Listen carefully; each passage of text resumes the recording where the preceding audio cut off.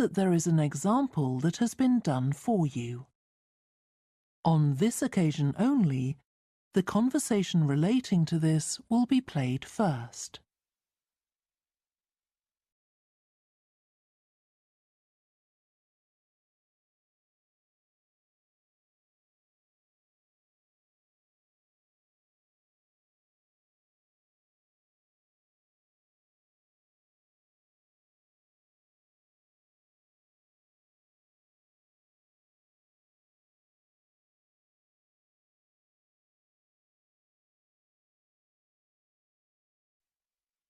Hello?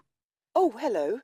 I wanted to inquire about hiring a room in the village hall for the evening of September the 1st. Let me just see. Yes, we have both rooms available that evening. There's our main hall, that's got seating for 200 people, or there's the Charlton room.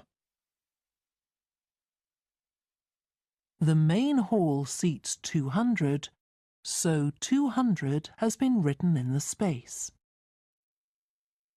Now we shall begin. You should answer the questions as you listen, because you will not hear the recording a second time. Listen carefully and answer questions 1 to 6. Hello? Oh, hello. I wanted to inquire about hiring a room in the village hall for the evening of September the 1st. Let me just see. Yes, we have both rooms available that evening. There's our main hall, that's got seating for 200 people, or there's the Charlton room. Sorry? The Charlton room, Charlton.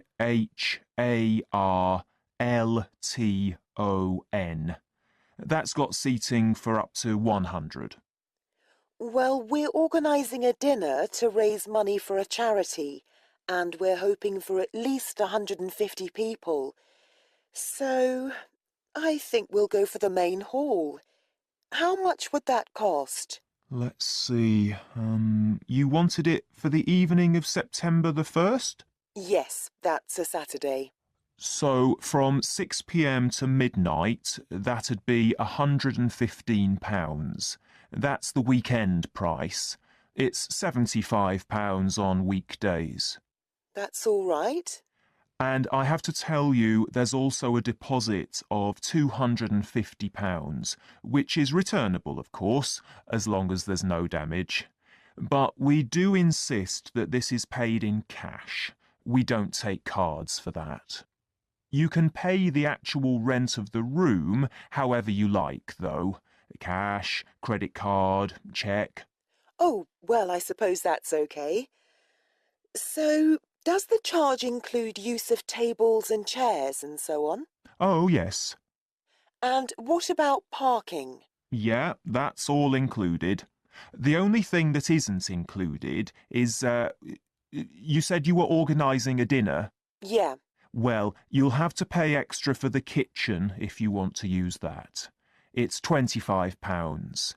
It's got very good facilities, good quality cookers and fridges and so on. Okay. Well, I suppose that's all right. We can cover the cost in our entry charges. Right, so I'll make a note of that. Now, there are just one or two things you need to think about before the event. For example, you'll have to see about getting a licence if you're planning to have any music during the meal. Oh, really? It's quite straightforward. I'll give you the details later on. And about a week or 10 days before your event, you'll need to contact the caretaker, that's Mr. Evans, to make the arrangements for entry. He'll sort that out with you. And do I give him the payment as well? No, you do that directly with me. Before you hear the rest of the conversation, you have some time to look at questions 7 to 10.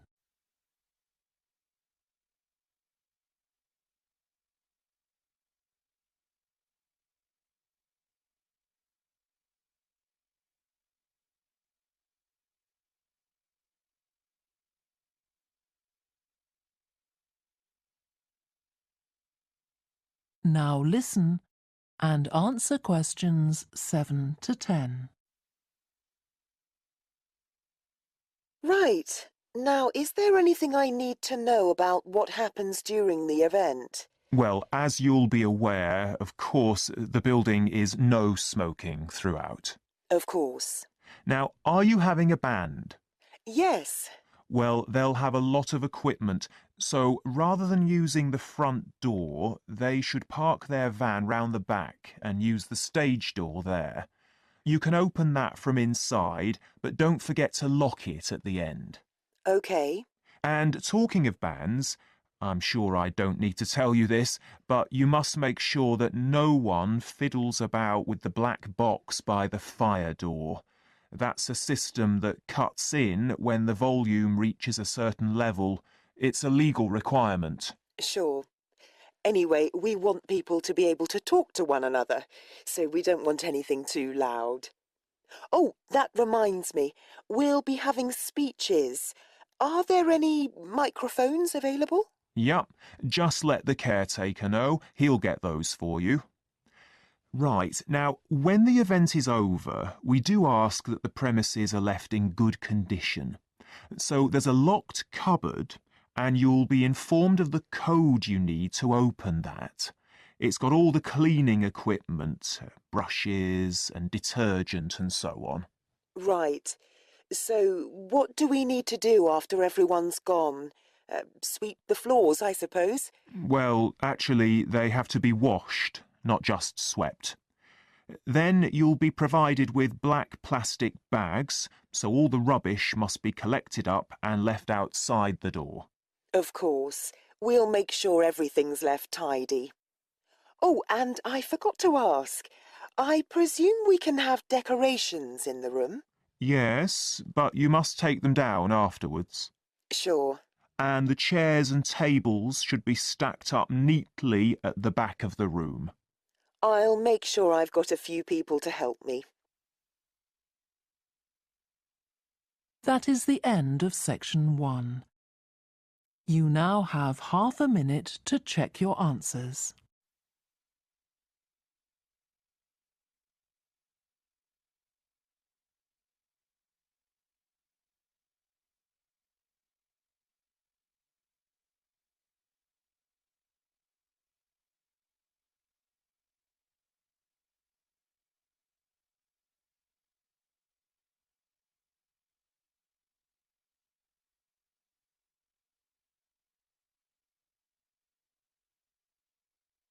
Now turn to section 2. A guide talking to a group of visitors to a farm. First, you have some time to look at questions 11 to 14.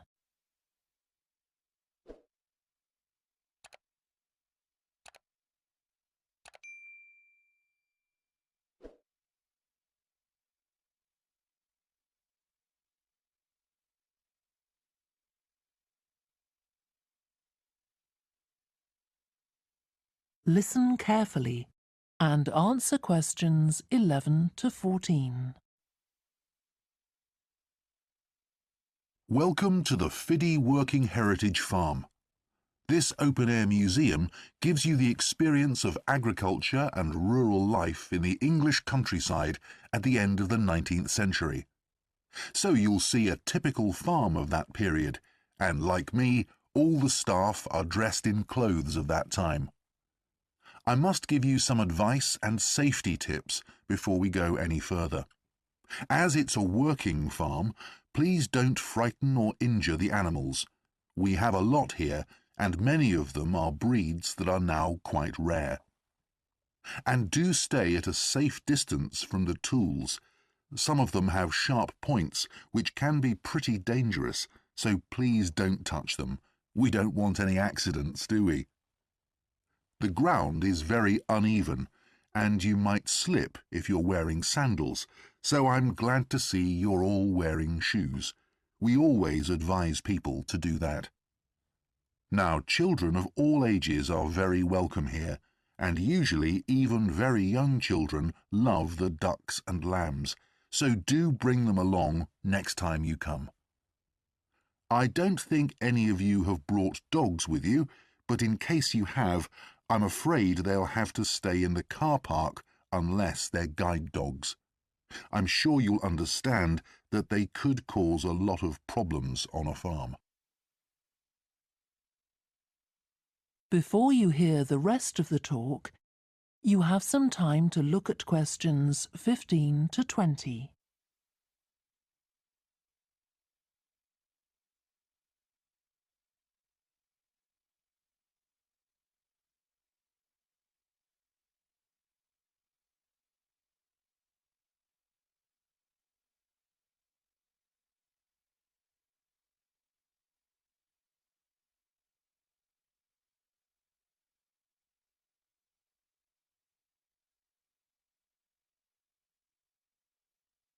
Now listen and answer questions 15 to 20. Now let me give you some idea of the layout of the farm. The building where you bought your tickets is the new barn immediately to your right, and we're now at the beginning of the main path to the farmland, and of course the car park is on your left. The scarecrow you can see in the car park in the corner beside the main path is a traditional figure for keeping the birds away from crops. But our scarecrow is a permanent sculpture. It's taller than a human being, so you can see it from quite a distance. If you look ahead of you, you'll see a maze. It's opposite the new barn, beside the side path that branches off to the right, just over there. The maze is made out of hedges which are too tall for young children to see over them, but it's quite small, so you can't get lost in it. Now, can you see the bridge crossing the fish pool further up the main path? If you want to go to the cafe, go towards the bridge and turn right just before it. Walk along the side path and the cafe's on the first bend you come to. The building was originally the schoolhouse, and it's well over 100 years old. As you may know, we run skills workshops here, where you can learn traditional crafts like woodwork and basket making. You can see examples of the work and talk to someone about the courses in the Black Barn.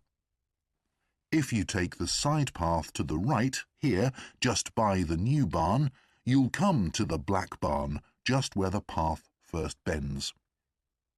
Now, I mustn't forget to tell you about picnicking, as I can see some of you have brought your lunch with you. You can picnic in the field, though do clear up behind you, of course. Or if you'd prefer a covered picnic area, there's one near the farmyard, just after you cross the bridge. There's a covered picnic spot on the right. And the last thing to mention is Fiddy House itself. From here you can cross the bridge, then walk along the footpath through the field to the left of the farmyard. That goes to the house, and it'll give you a lovely view of it. It's certainly worth a few photographs, but as it's a private home, I'm afraid you can't go inside. Right, well, if you're all ready, we'll set off on our tour of the farm. That is the end of section 2. You now have half a minute to check your answers.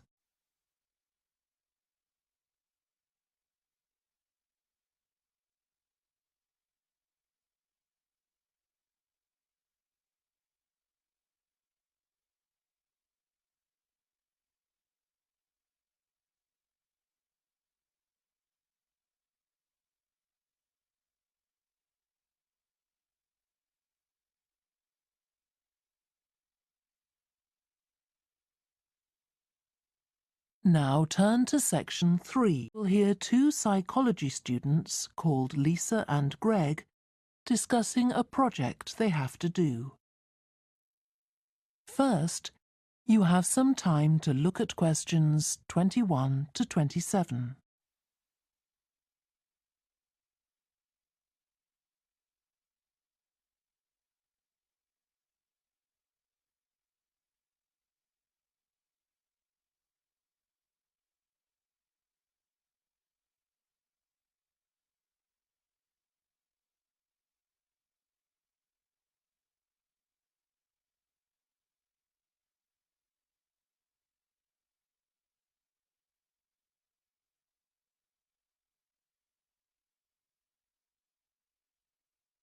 Now listen carefully and answer questions 21 to 27. OK, Greg. So I finally managed to read the article you mentioned, the one about the study on gender in physics. About the study of college students done by Akira Miyake and his team. Yeah, I was interested that the researchers were actually a mix of psychologists and physicists. That's an unusual combination. Yeah. I got a little confused at first about which students the study was based on. They weren't actually majoring in physics. They were majoring in what's known as the STEM disciplines. That's science, technology, engineering and math.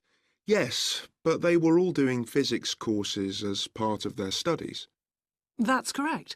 So, as I understood it, Miyake and co. started from the fact that women are underrepresented in introductory physics courses at college, and also that, on average, the women who do enrol on these courses perform more poorly than the men. No one really knows why this is the case. Yeah, but what the researchers wanted to find out was basically what they could do about the relatively low level of the women's results. But in order to find a solution, they needed to find out more about the nature of the problem. Right. Now, let's see if I can remember. It was that in the physics class, the female students thought the male students all assumed that women weren't any good at physics. Was that it? And they thought that the men expected them to get poor results in their tests. That's what the women thought, and that made them nervous, so they did get poor results. But actually, they were wrong. No one was making any assumptions about the female students at all. Anyway, what Miyake's team did was quite simple, getting the students to do some writing before they went into the physics class. What did they call it? Values affirmation. They had to write an essay focusing on things that were significant to them, not particularly to do with the subject they were studying, but more general things like music or people who mattered to them. Right. So the idea of doing the writing is that this gets the students thinking in a positive way. And putting these thoughts into words can relax them and help them overcome the psychological factors that lead to poor performance. Yeah. But what the researchers in the study hadn't expected was that this one activity raised the women's physics grades from the C to the B range. A huge change. Pity it wasn't to an A, but still. No, but it does suggest that the women were seriously underperforming beforehand in comparison with the men. Yes. Mind you, Miyake's article left out a lot of details, like did the students do the writing just once or several times? And had they been told why they were doing the writing? That might have affected the results. You mean if they know the researchers thought it might help them to improve, then they just try to fulfill that expectation? Exactly. Before you hear the rest of the discussion, you have some time to look at questions 28 to 30.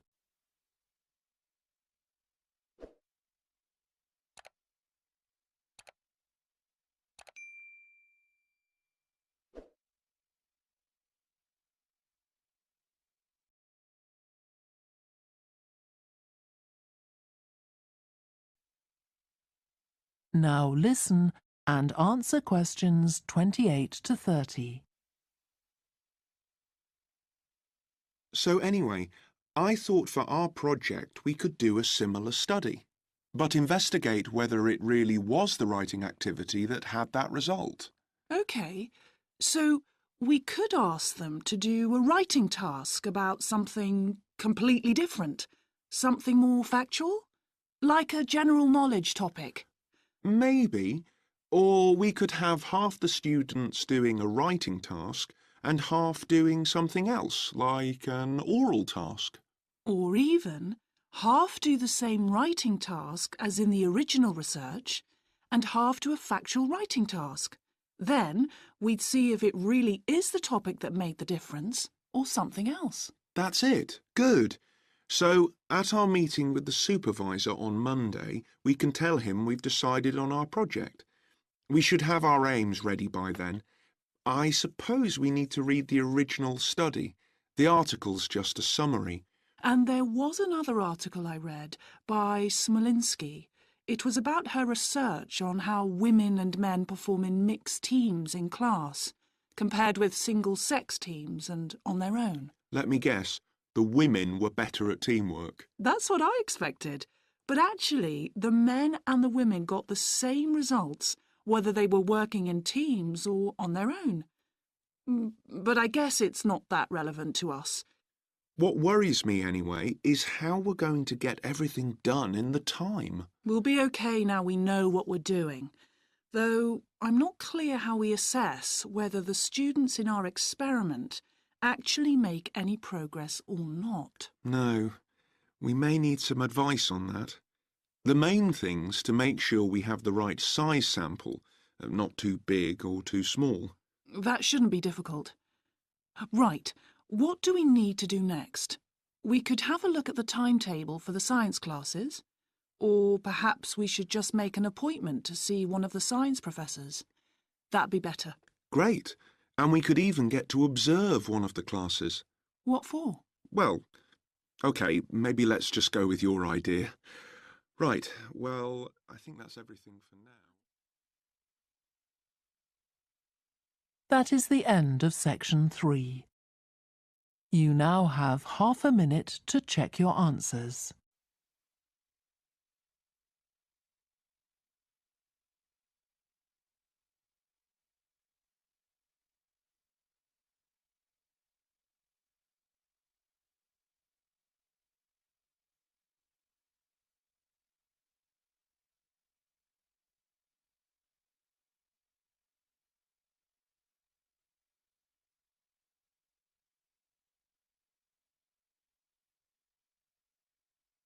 Now turn to section 4. You will hear part of a student presentation about the variety of different species that live in the world's oceans. First, you have some time to look at questions 31 to 40.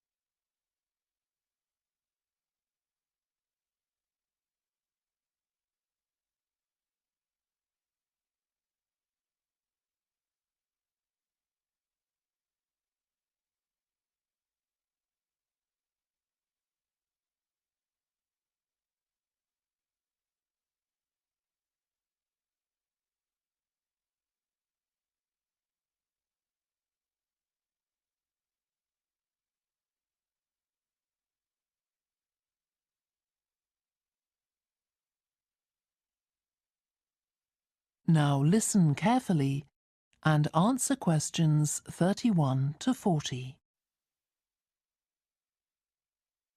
I've been looking at ocean biodiversity. That's the diversity of species that live in the world's oceans. About 20 years ago, biologists developed the idea of what they called biodiversity hotspots. These are the areas which have the greatest mixture of species. So one example is Madagascar. These hotspots are significant because they allow us to locate key areas for focusing efforts at conservation. Biologists can identify hotspots on land fairly easily, but until recently, very little was known about species distribution and diversity in the oceans, and no one even knew if hotspots existed there. Then a Canadian biologist called Boris Worm did some research in 2005 on data on ocean species that he got from the fishing industry. Worm located 5 hotspots for large ocean predators, like sharks, and looked at what they had in common. The main thing he'd expected to find was that they had very high concentrations of food, but to his surprise, that was only true for 4 of the hotspots. The remaining hotspot was quite badly off in that regard. But what he did find was that in all cases, the water at the surface of the ocean had relatively high temperatures, even when it was cool at greater depths. So this seemed to be a factor in supporting a diverse range of these large predators. However, this wasn't enough on its own, because he also found that the water needed to have enough oxygen in it. So these 2 factors seemed necessary to support the high metabolic rate of these large fish. A couple of years later, in 2007, a researcher called Lisa Balance, who was working in California, also started looking for ocean hotspots, but not for fish. What she was interested in was marine mammals, things like seals.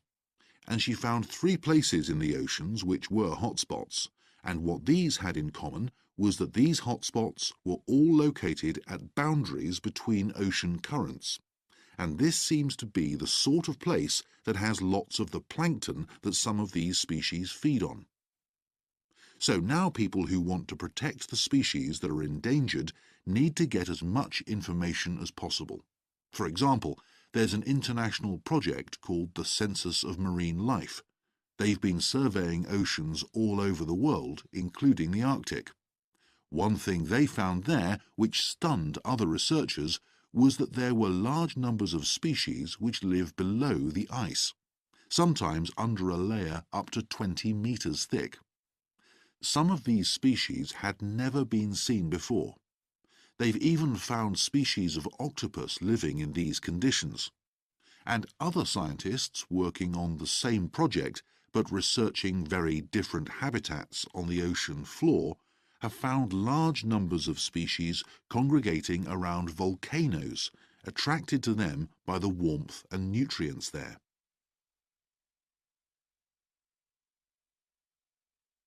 However, biologists still don't know how serious the threat to their survival is for each individual species. So a body called the Global Marine Species Assessment is now creating a list of endangered species on land, so they consider things like the size of the population, how many members of one species there are in a particular place, and then they look at their distribution in geographical terms, although this is quite difficult when you're looking at fish because they're so mobile. And then thirdly, they calculate the rate at which the decline of the species is happening. So far, only 1,500 species have been assessed, but they want to increase this figure to 20,000. For each one they assess, they use the data they collect on that species to produce a map showing its distribution.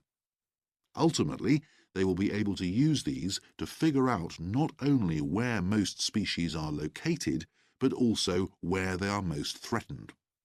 So, finally, what can be done to retain the diversity of species in the world's oceans?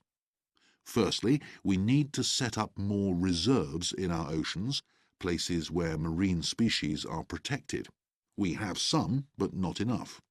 In addition, to preserve species such as leatherback turtles, which live out in the high seas but have their nesting sites on the American coast, we need to create corridors for migration, so they can get from one area to another safely. As well as this, action needs to be taken to lower the levels of fishing quotas to prevent overfishing of endangered species. And finally, there's the problem of bycatch. This refers to the catching of unwanted fish by fishing boats. They're returned to the sea, but they're often dead or dying. If these commercial fishing boats used equipment which was more selective so that only the fish wanted for consumption were caught, this problem could be overcome. Okay, so does anyone have any questions about... That is the end of section 4. You now have half a minute to check your answers.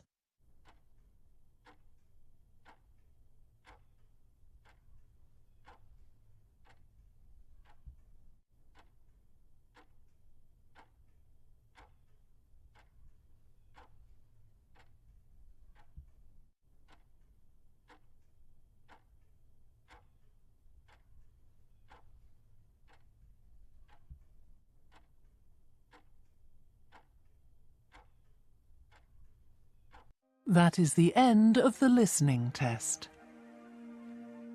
You now have 10 minutes to transfer your answers to the answer sheet.